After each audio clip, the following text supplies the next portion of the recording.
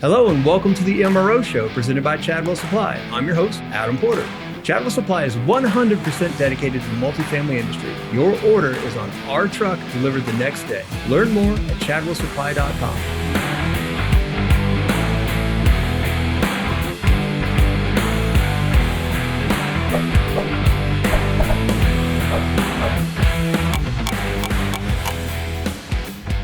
Today on the MRO Show, I am pleased to welcome back Mark Sharp of the Maintenance Academy.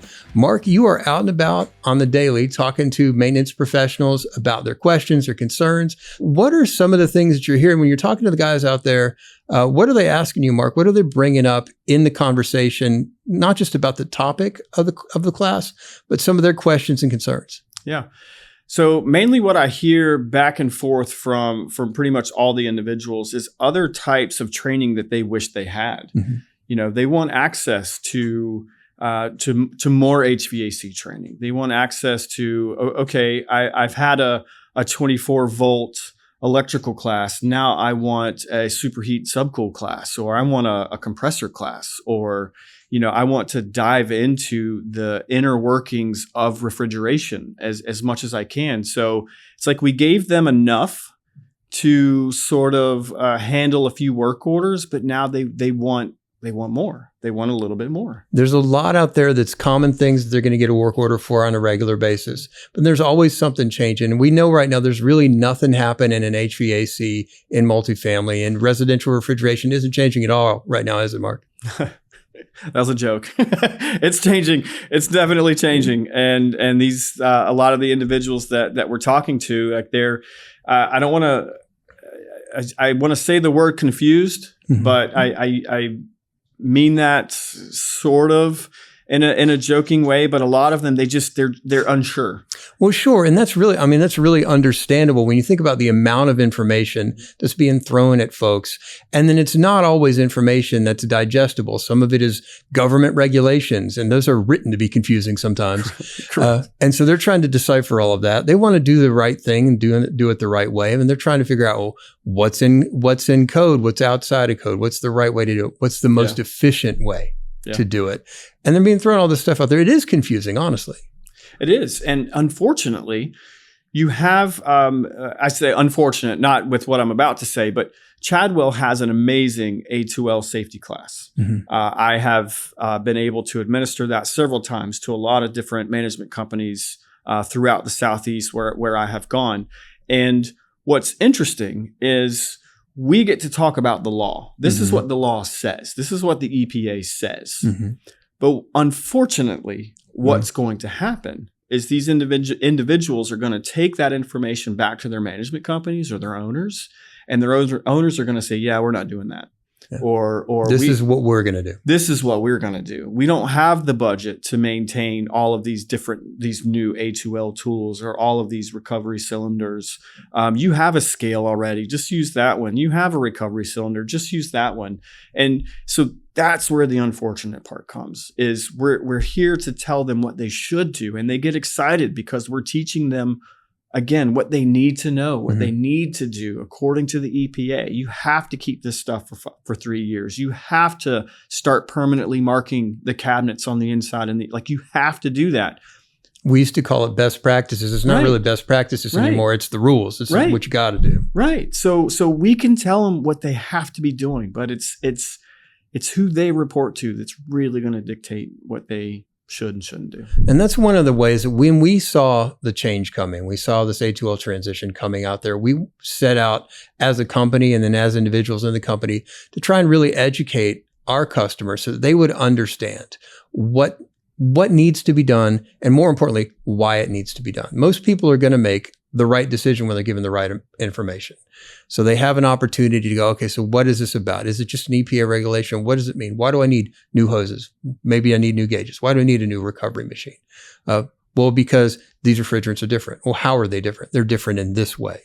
And you can go out there and you can answer the questions in a way that's coherent that people can understand. They can plug that particular data into their machine and the math comes out right. That's right. That's right. So what are some other concerns you're hearing, Mark? Outside of the A2L, the HVAC side of things, these a lot of what I'm hearing is just continuing ed. Okay, this was a great class. What's next? When are you coming back? What are you teaching? Because, right, we just gave an example on a specific change regarding HVAC and A2Ls, but there are a lot of things that continuously change throughout the year that may not be as noticeable. Efficiency standards and appliances is one of them. As the EPA continues to change the efficiency standards, the size of the refrigerators increases or decreases. People have to know that they need to potentially cut cabinets when they're replacing these refrigerators if they do upgrades. And so there's just some of that type of stuff is also important, because they're taking time creating budgets and they're getting excited about potentially starting a rehab on their property, adding new material, adding new this. But now it's, okay, well, yes, that's going to help rent growth. Yes, that's going to help attract new customers coming in the door. Yes, that's going to make us more competitive with the B and the A's down the street. Absolutely, yeah. But what is that going to mean for me on a maintenance side? What am I now going to need? And so a refrigerator is a refrigerator is a refrigerator, but is it? Right. You want that increased NOI. And we know that an upgrade, whether it's a unit upgrade or a property upgrade, you're going to get NOI. You have a good opportunity to see some value increase, to see some profit margin increase. And that's great. We want everybody out there who's investing in multifamily to see a return on that investment so they continue to invest in multifamily. The other side of that is you can't make assumptions just because the room is what the room size is and the cabinets are what the cabinet size are. We're going to pull out one appliance. We're going to throw another appliance in there. It's interesting. A couple of years ago, we had our AC replaced at our house, and they came in and they gave us dimensions on the inside unit based on what they thought it was going to be. I don't have a whole lot of room where our closet is for the inside units. And they came in and it's funny. We had it all measured out based on the specs they gave us, and they got it in, and the technician came back to me and he said, so I have a concern. You have a concern? He says, so I can't close your door. I have a bifold door in front of the air handler. And I said, it's in our main hallway, leading down the boys' bedrooms. And I said, what do you mean you can't close the door? He said, well, it sticks out too much. I thought it was the same size. And he said, I thought it was too. Now, this I think is a perfect example of what you're talking about. Right. This maintenance technician, he didn't do the measurements. He wasn't the guy who filled out the order. He's just the guy who's responsible for making the machine fit. The last time I checked, sheet metal doesn't bend very well when it's already screwed together in a square. It does not. So we ended up creating a solution. In our case, it was a fairly simple solution. We ran some different piping, and then I just moved the bifold door out about 1.5 inches. It works great now. Yeah. You can't do that with cabinets. Cabinets bend about as well as the air conditioning unit does. So if you get a refrigerator that's 1/2 inch or 1 inch too wide, how do you fix that, Mark?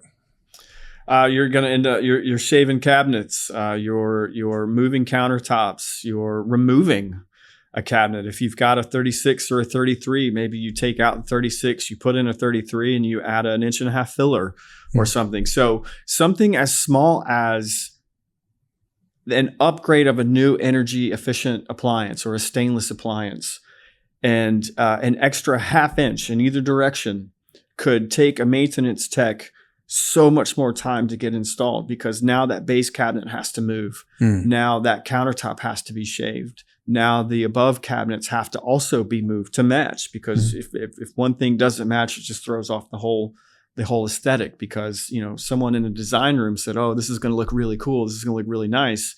But again, it's the maintenance teams on site who end up taking those things and actually making it work. Yeah. When we can go in with a little bit of prevention is a lot more than an ounce of cure. So we go in there, I'm out there selling a unit and I'm the representative out there helping them choose what to choose. Maybe measure it twice. Figure out if the specs are what the specs really are. Is it going to fit? How much better service can we do for our technicians who are out there who've got another stack of orders that are waiting on them when this gets done? They don't have time to shave cabinets. They don't have time to move countertops. They've got to go fix the AC. They've got a leak call. They've got a beeping, a smoke detector. That's right. They've got to go take care of things. Right. We can go in, look at it, measure it properly, make sure the specs are spec'd out right. What are some other areas of concerns that you're seeing for guys that, if these things are addressed, it's going to make their jobs a little bit easier? Right. So outside of, again, the things that we've talked about right now, I did some small appliance training earlier today, things like that, teaching individuals how to repair appliances, not replace them. Mm-hmm. I think as an industry, we've gotten a little lazy. Mm-hmm. And I mean that with the utmost respect. But there for a while, it became the difference between a replacement and a repair wasn't as extreme. They were a little closer together. And so if I have a $400 microwave and it costs me $280 to replace a magnetron, that microwave's going in the trash. Right. And I'm putting in a new microwave. Absolutely. Every time. Every single time. And refrigerators have gotten to that point where they're disposable. They're disposable. And a lot of not just appliances, but a lot of plumbing fixtures now are disposable. They're made to just throw in, and when it breaks, throw it away. We have an entire industry that's taken those throwaways and then turning them around and selling them back to other people who want good products and can't afford to buy retail. Right. Yeah. So there's nothing wrong with it, but I want to take our techs from that being replacers to being repairers. Mm-hmm. So teaching them the ins and outs of cold controls and thermostats and evaporator and condenser coils and the importance of keeping things clean. You know, I have a running joke that I tell people that when I teach an HVAC class, the 3 laws of refrigeration are airflow, airflow, airflow. That's right. And they all laugh. They're like, oh, that's hilarious. I was like, but I'm being very serious. How's your filter looking? That's right. You have to have airflow through the evaporator. You have to have airflow through the condenser. You have to have distribution. You have to have airflow through the plenum to distribute it out through the apartment home. And it's the same in a refrigerator. You have to have airflow. And so I got a lot of laughs when I said that earlier. But I said, all right, I'll write this down. Write this down. Mm-hmm. Your 3 laws, airflow, and you seeing their heads down and they're getting it right. And then when the second one comes out, they look up at you like, wait a minute, what? All right. And then when I say, all right, someone guess what number 3 is, and then one of them says, is it airflow? And it's like, yes, you're right, it's airflow. But getting their minds shifted, and a lot of times it's not their fault. Mm-hmm. It's not their fault. Someone trained them. Sure. Someone had to train them. Yeah. And unfortunately, they were trained the wrong way. And I want to be, not me personally, but I want to be one of the individuals that's out there trying to teach the correct way. Mm-hmm. This is repairable. Like, do you know that? And it's not just about efficiency. When we talk, obviously airflow, we talk about efficiency, but when you're talking about a dirty system, dirty filter, you're not getting proper airflow, but you're also putting more wear and tear on those parts. The system's working harder, so it's going to have a shorter life. Mm-hmm. Yeah, so let's get out there and do the repairs that we can do. Yeah.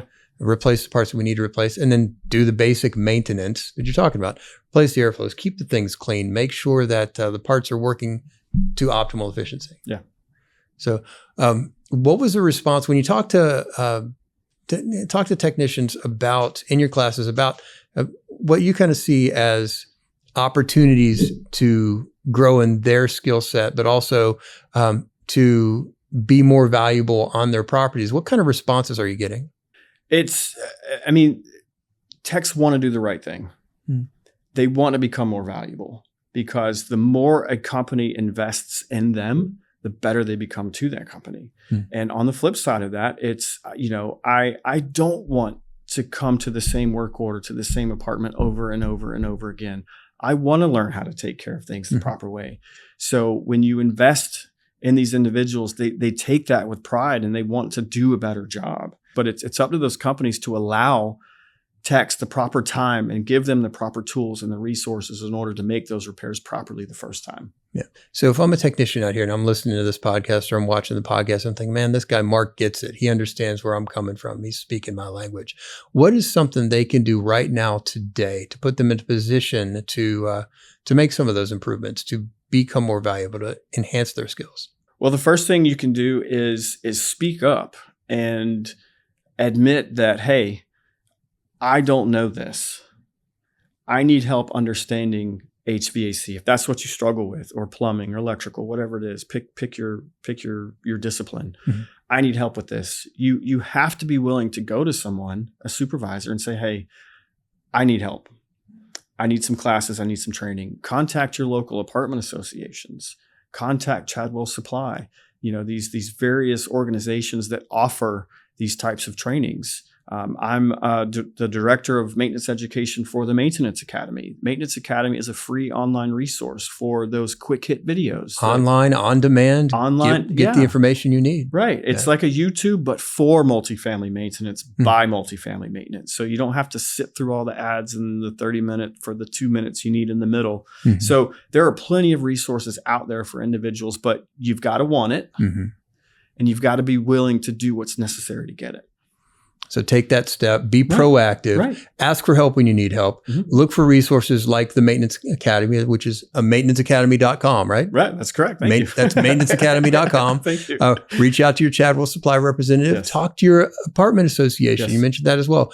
We're hosting classes all over the country through Chadwell University. There's opportunity out there to enhance your skills, to get immediate answers to questions you need right now, but also to invest in yourself so that you can build a really rewarding career in multifamily maintenance. So thank you, Mark. I really appreciate you taking time out of your schedule. I know you're getting a lot of windshield time and a lot of wing time flying around the country teaching these classes. So thanks for stopping by and chatting with us. Anytime. Happy to be here. Thanks. I'd love to have you back soon. And thank you for listening to this episode of the MRO Show presented by Chadwell Supply. If you liked what you heard here and you found it helpful, please rate us 5 stars on your favorite podcast service. And for more MRO Show, check out chadwellsupply.com/podcast.